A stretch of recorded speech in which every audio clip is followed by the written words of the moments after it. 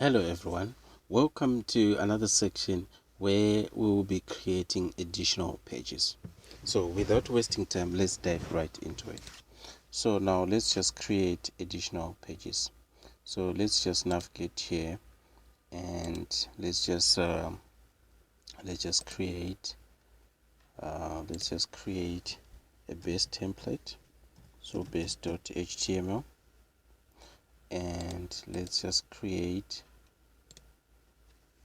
about.html, and let's create contact.html, and let's create services.html. Perfect. So these are the pages that I wanted us to create for now. So let's just let's look at the about, and let's just set this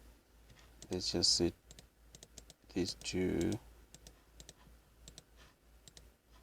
okay. So let's look at about, and let's just set this to about,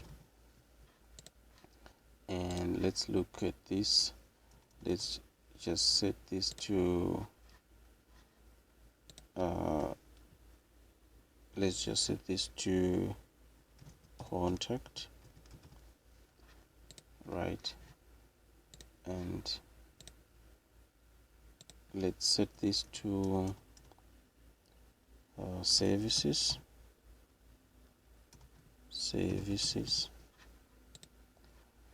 and I think that's fine, and that's the base one. Okay, so let's just come up with an ht tag here, and let's just say about us, and let's just copy this and let's just paste it here, and let's just say contact us, and let's paste it here, and let's just write our services. Perfect for now, right? So now what we need to do is we need to set up the views, because here we are done. So all we need to do right now is to go to our website URL, and let's just copy this and let's just copy this a couple of times.